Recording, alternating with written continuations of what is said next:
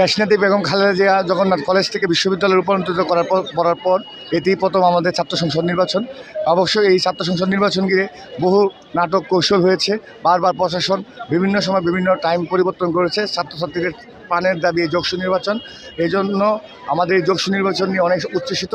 ইনশাল্লাহ সবাই স্বতঃস্ফূর্ত অংশগ্রহণমূলক নির্বাচনের মাধ্যমে এবং প্রশাসনের কাছে আমি দাবি জানাই একটা অংশগ্রহণমূলক নির্বাচন হোক এবং এটা যেন সুষ্ঠু হোক এবং কোনো পক্ষই যেন এটা কোনো ধরনের আপনার পক্ষপাতিত্বমূলক আচরণের অভিযোগ না আনতে পারে। ভোটার উপস্থিতি কেমন দেখছে? হ্যাঁ, এখন ভোটার উপস্থিতি অনেক ভালো।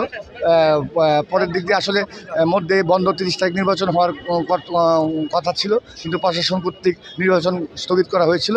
এখন অনেকেই ছুটিতে অনেকে বাড়িতে গিয়েছে, কিন্তু আজকে উপস্থিতি অনেকে বাড়ি থেকে ফিরে আসতেছে। আমরা বাসের ব্যবস্থা করেছি, দেখি ইনশাল্লাহ উপস্থিতি এখনও অনেক এবং বিকাল 3টা পর্যন্ত এই ফ্লো যদি থাকে ইনশাল্লাহ আমাদের ভোটের উপস্থিতি অনেক বাড়বে। কোনো অপ্রীতিকর ঘটনা?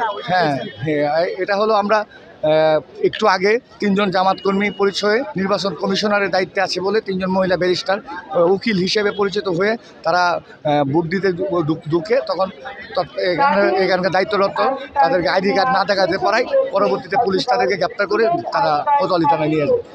তারা নিজেদেরকে জামাতের কর্মী হিসেবে পরিচিত করে এবং প্রথমে বলে তারা নির্বাচনের দায়িত্বে কর্মরত, তারপর তাদের সুনির্দিষ্ট অভিযোগ আনার পরে তারা সুনির্দিষ্ট পরিচয় না দেওয়ার পরবর্তীতে সাধারণ শিক্ষার্থীরা তাদেরকে পুলিশের হাতে ধরে নিয়ে যায়।